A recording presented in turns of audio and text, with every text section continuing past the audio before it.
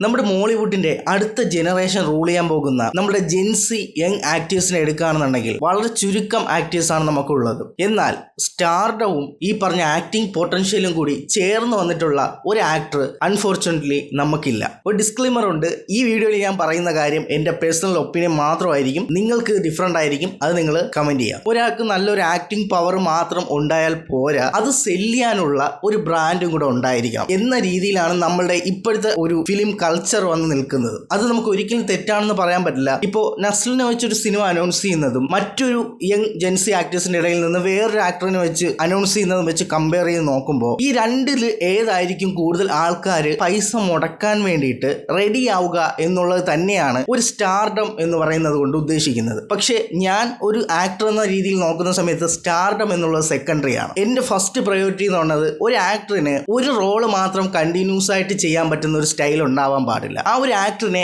ഏത് ടൈപ്പ് റോളിൽ കൊണ്ടിട്ടാലും എന്നെ കൺവിൻസ് ആക്കാൻ പറ്റുന്ന രീതി ചെയ്തു വെക്കുന്ന എത്ര ചെറിയ ആക്ടർ ആണെങ്കിൽ പോലും എനിക്ക് ഈ സ്റ്റാർഡത്തിന് മുകളിൽ അവരുടെ അടുത്തായിരിക്കും എനിക്കൊരു അട്രാക്ഷൻ ഫീൽ ചെയ്യാം. ഇന്ന് നമ്മുടെ മലയാളത്തിനകത്ത് ജെൻസി കാറ്റഗറിയിലകത്ത് ഏറ്റവും കൂടുതൽ ഹൈ പൊട്ടൻഷ്യൽ ഉള്ളത്, അതിപ്പോൾ സ്റ്റാർഡവും എല്ലാം മാറ്റി നിർത്തിയിട്ട് നസ്ലിനുൾപ്പെടെ എല്ലാവരും വെച്ച് നോക്കുന്ന സമയത്ത് 2 പേര് മാത്രമേ നമ്മളെ ഈ ഒരു ജെൻസി ആക്ടേഴ്സിന്റെ ഇടയ്ക്കുള്ളൂ.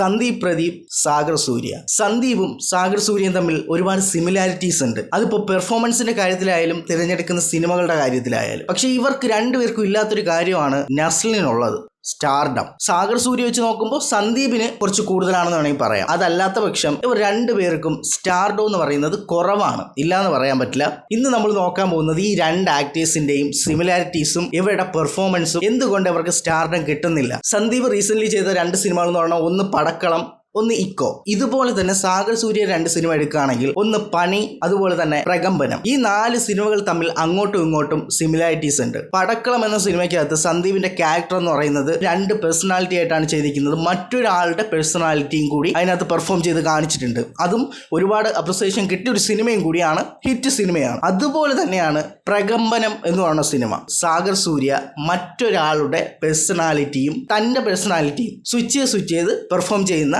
ഒരു ക്യാരക്ടറാണ്. പടക്കളത്തിലെയും പ്രകമ്പനത്തിലെയും 2 ക്യാരക്ടേഴ്സുകളും സാഗർ സൂര്യയും സന്ദീപും ചെയ്തിരിക്കുന്നത് ഒന്ന് ഫ്ലോപ്പും ഒന്ന് ഹിറ്റും അല്ല, 2ഉം നല്ല രീതിയിൽ അവരുടെ പെർഫോമൻസിന് അഭിപ്രായങ്ങൾ കിട്ടിയതുമാണ്. അവിടെ തന്നെ അവരുടെ ആ ഒരു പൊട്ടൻഷ്യല് 2 പേരും ഒരുപോലെയാണ് പ്രൂവ് ചെയ്തിരിക്കുന്നത്. പണി എന്ന സിനിമയിൽ സാഗർ സൂര്യയുടെ ആ ഒരു ക്യാരക്ടർ അത് ഇപ്പോഴും ചർച്ച ചെയ്യുന്ന ക്യാരക്ടറാണ്. ഒരുപാട് പ്രശംസകൾ കിട്ടിയതുമാണ്. സാഗർ സൂര്യ എന്ന് പറഞ്ഞ ആക്ടറിനെ ഈ പറയുന്ന ഓഡിയൻസ് മനസ്സിലാക്കി തുടങ്ങിയത് പോലും പണി എന്ന സിനിമയിലെ ആ ഒരു വില്ലൻ നെഗറ്റീവ് സൈഡ് ക്യാരക്ടർ കൊണ്ടാണ്. സന്ദീപിന്റെ ഇക്കോ എന്ന സിനിമയ്ക്കകത്ത് നോർമൽ ആയിട്ടുള്ള ഒരു ക്യാരക്ടറിൽ നിന്ന് നേരെ നെഗറ്റീവ് ഷെയ്ഡുള്ള ഒരു ക്യാരക്ടറിലേക്കുള്ള ട്രാൻസ്ഫോർമേഷൻ, ആ ഒരു ക്യാരക്ടറും പണിയിലെ സാഗർ സൂര്യ ചെയ്ത ആ ഒരു ക്യാരക്ടറും കൂടെ തമ്മിൽ വെച്ച് നോക്കുന്ന സമയത്തും 2ഉം സെയിം ക്യാരക്ടറാണ്, സെയിം ഒരു ആർക്കാണ് ക്യാരക്ടറിന് വരുന്നത്. 2 പേരുടെയും പെർഫോമൻസും ഒരുപോലെ എല്ലാവരും പ്രശംസിച്ച കാര്യമാണ്. ഞാൻ ഒരുപാട് ലെങ്ത് ആക്കാതെയാണ് ഈ 2 കാര്യങ്ങൾ ഞാൻ എക്സ്പ്ലെയിൻ ചെയ്തത്. നിങ്ങൾ തന്നെ ആ 2 സിനിമകളും വെച്ചൊന്ന് മനസ്സിൽ കണ്ടുവയ്ക്കുക, നിങ്ങൾക്ക് മനസ്സിലാവും. പടക്കളം, പ്രകമ്പനം, പണി, ഇക്കോ, ഈ 4 സിനിമകളുടെ ക്യാരക്ടേഴ്സുകൾ 2 നമ്മുടെ ജെൻസി യങ്സ്റ്റേഴ്സ് ആണ് ചെയ്തിരിക്കുന്നത്. ഈ 2 പേരുടെയും പെർഫോമൻസിൽ ഈ 2 പേർക്കും ഈ 2 സിനിമയിലും ഒരുപോലെയാണ് അപ്രിസിയേഷൻ കിട്ടിയത്. പക്ഷേ ഇത്രയും അപ്രിസിയേഷൻ കിട്ടിയിട്ടും ആ ഒരു സ്റ്റാർഡം എന്ന് പറയുന്ന സാധനം കിട്ടിയിട്ടില്ല. ഒരു സ്റ്റാർഡം ഇല്ലാതെ കണ്ടന്റ് ഡ്രിവൺ ആയിട്ടുള്ള സിനിമകൾ വരുന്ന സമയത്ത് നമ്മൾ മലയാളികൾ ഒരുപാട് അവരെ അപ്രിഷിയേറ്റ് ചെയ്യും, ഒക്കെ ചെയ്യും. ഓക്കെ, സത്യമാണ്. ഇപ്പൊ വാഴ 2 എന്ന് പറഞ്ഞ സിനിമയിലൂടെ ഒരു കൂട്ടം യങ്സ്റ്റേഴ്സിന് കിട്ടിയ ഒരു അപ്രിസിയേഷൻ. പലരും പറഞ്ഞിട്ടുണ്ടായിരുന്നു അതിനകത്ത് സ്റ്റാർ വാല്യൂ ഇല്ല. ഹാഷിർ എന്ന് പറയുന്ന ഓൾറെഡി ഒരു സ്റ്റാർ വാല്യൂ ഉണ്ടാക്കി വെച്ചിട്ടില്ല. ഒരു നോർമൽ ആയിട്ടുള്ള ഒരു ഇൻസ്റ്റാഗ്രാമിൽ വളരെ ചുരുക്കം ഫോളോവേഴ്സ് ഉള്ള, ആരും അത്ര റെക്കഗ്നൈസബിൾ അല്ലാത്ത ഒരു ആക്ടർ ആയിരുന്നു എന്നുണ്ടെങ്കിൽ ഇപ്പൊ ഈ വാഴ 2 എന്ന് പറഞ്ഞ സിനിമയുടെ 200 കോടി സക്സസ് ഒരിക്കലും കിട്ടില്ല എന്നുള്ളതാണ് എൻ്റെ ഒപ്പീനിയൻ. മിനിമം ഒരു 100 കോടി അടിച്ച് നിൽക്കും എന്നുള്ളതിനപ്പുറത്തേക്ക് വാഴ 2 എന്ന സിനിമ ഒരിക്കലും 200 കോടിയൊന്നും പോകുമെന്ന് എനിക്ക് തോന്നുന്നില്ല പേഴ്സണലി.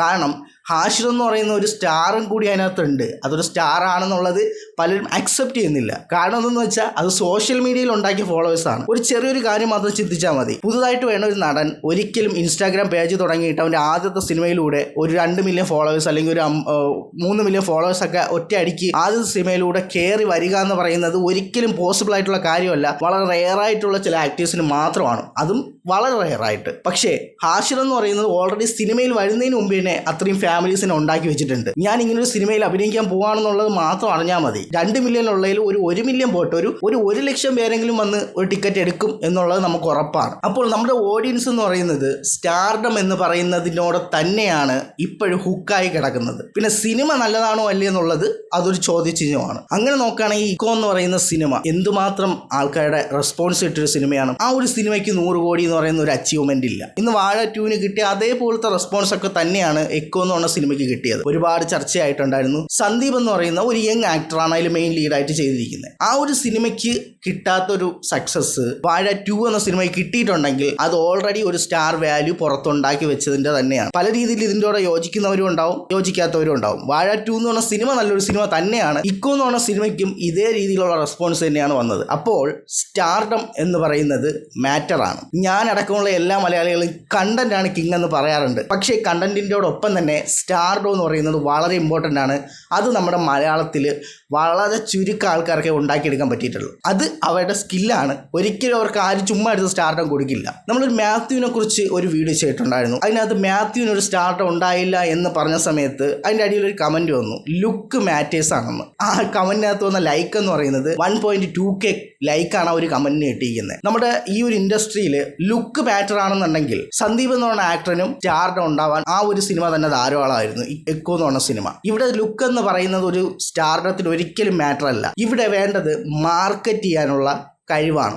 അതായത് നമ്മളൊരു സാധനം ഉണ്ടാക്കിയിട്ട് അത് വിൽക്കാനുള്ള കഴിവുണ്ടല്ലോ, നമ്മളുടെ ഒരു ബ്രാൻഡ് ഉണ്ടാക്കിയെടുക്കാൻ. ഇപ്പോൾ ഒരാൾ നല്ല സിനിമകൾ സെലക്ട് ചെയ്ത് പോവുക എന്ന് പറയുന്നതും ഞാനൊരു സ്റ്റാർ ആവണമെന്ന് മനസ്സിൽ വിചാരിച്ചിട്ട് ആ രീതിയിൽ പോകുന്ന സിനിമകൾ, അതായത് ഫാൻസിന് രോമാഞ്ചിഫിക്കേഷൻ തോന്നിക്കുന്ന സിനിമകൾ തിരഞ്ഞെടുക്കുന്നതും തമ്മിൽ വ്യത്യാസമുണ്ട്. ഞാനിപ്പോൾ പറഞ്ഞ 4 സിനിമകൾ തമ്മിൽ കണക്ട് ചെയ്യുന്ന സമയത്താണ് സന്ദീപും സാഗർ സൂര്യ എന്ന് പറഞ്ഞ 2 ആക്ടേഴ്സിൻ്റെയും വെർസറ്റാലിറ്റി എന്ന് പറയുന്ന കാര്യം പ്രൂവ് ചെയ്തിട്ടുള്ള 2 സൈഡാണ് ഈ 4 സിനിമകളിൽ അവർ ചെയ്തിരിക്കുന്നത്. ആർക്കും ഈസി ആയിട്ട് ചെയ്യാൻ പറ്റുന്ന റോളുകളല്ല ഈ സിനിമയ്ക്കകത്ത് അവർ ഇത്രയും ചെറുപ്പത്തിൽ ചെയ്തു വെച്ചിരിക്കുന്നത്. അവർക്ക് ഈ ഒരു സ്റ്റാർഡം കൂടെ കിട്ടിയാലുള്ള അവസ്ഥ ഒന്ന് ആലോചിച്ച് നോക്കുക. കഴിവുണ്ട്, ഒപ്പം സ്റ്റാർഡം കൂടെ കിട്ടിക്കഴിഞ്ഞാൽ നമ്മുടെ മോളിവുഡിനെ റൂൾ ചെയ്യാൻ പോകുന്ന 2 യങ് ആക്ടേഴ്സ് തന്നെയാണ് സാഗർ സൂര്യയും സന്ദീപും. സന്ദീപ് പ്രദീപ് എന്ന് പറഞ്ഞ ഈ ഒരു ആക്ടർ ഒരു ഫുൾ പാക്കേജ് ആണെന്നുള്ളത് കൺഫേം ആണ്. സാഗർ സൂര്യയിലേക്ക് വരുന്ന സമയത്ത് അയാൾ ഒരു വില്ലനായിട്ട് ഓപ്പോസിറ്റ് നിൽക്കുന്ന സമയത്ത് ജോജുവിനെ പോലുള്ള അല്ലെങ്കിൽ അത്രയും വലിയ ടഫായിട്ടുള്ള ക്യാരക്ടേഴ്സിനെ പോലും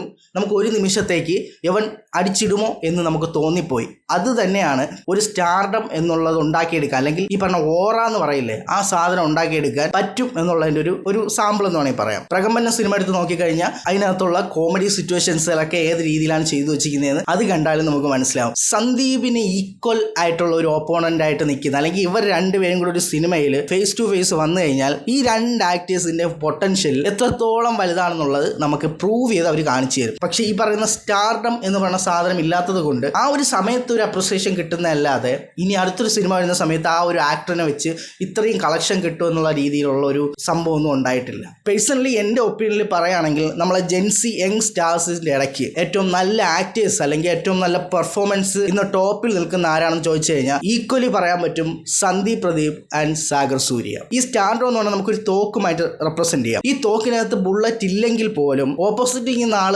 അറിയുന്നത് വരെ അവർക്ക് ഈ ഒരു തോക്ക് വെച്ചുകൊണ്ടിരിക്കുന്ന ആളിനെ പേടിയായിരിക്കും. ആ ഒരു ഭയത്തിന് വേണമെങ്കിൽ നമുക്ക് സ്റ്റാർഡത്തോടുള്ള ഇഷ്ടം, അല്ലെങ്കിൽ ആ ഒരു ആക്ടറിന്റെ അടുത്തുള്ള ഇഷ്ടം. ഈ ബുള്ളറ്റ് എന്ന് പറയുന്നത് തന്നെയാണ് ആക്ടിങ് പൊട്ടൻഷ്യൽ അല്ലെങ്കിൽ പെർഫോമൻസ് ചെയ്യാനുള്ള കഴിവ് എന്ന് പറയുന്നത്. അതേസമയം ഈ ബുള്ളറ്റ് മാത്രമേ കയ്യിലുള്ളൂ, തോക്കില്ല.